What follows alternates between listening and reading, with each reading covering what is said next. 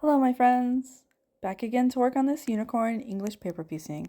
I'll just be picking up with where I left off last time, finishing set A, and then I'll be moving on to set B. Just like the last video, I am using the flat back stitch to sew these pieces together, and I've got just a little bit left on this A section.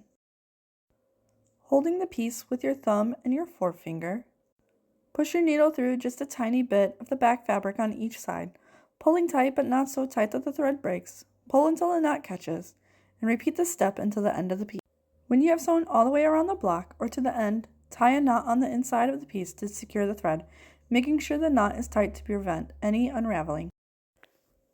Now, on to the B section. I've decided to break this section into two different pieces because I knew I wouldn't be able to do all of section B in one sitting, and I didn't want to lose any of the loose pieces.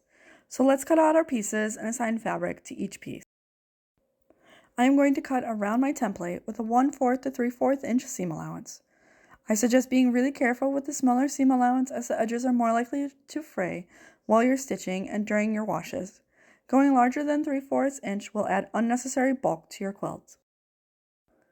Now to basting our pieces, there's a few different ways to glue baste. You can glue on just the fabric, you can glue on just the papers, or you can glue the ever-loving out of it. I tend to just go for it. Wherever the glue lands works for me. I am not the glue or the quilt police, so I won't be coming after you for this one.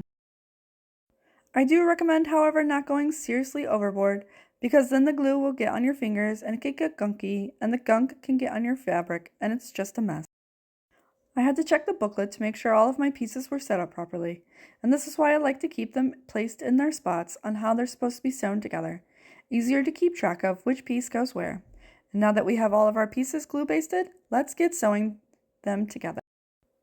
Cut your thread about 18 inches long or from your fingers to your elbow.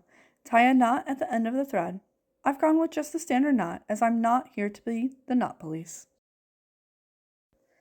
Again, I am using the flat back stitch. Let's butt our two pieces up next to each other like they want to hold hands and push your needle through just the back of the fabric.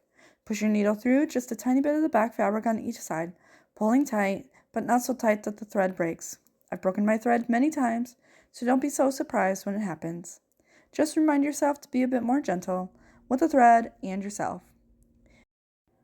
We are going to repeat this step until the end of the piece. Bring your needle back over and push back through. We are aiming for about 18 to 22 stitches per inch. And there we have it for today. We've finished with the first part of section B. Second part will be in the next video. Don't forget to like and subscribe, and I'll see you next time, my friends.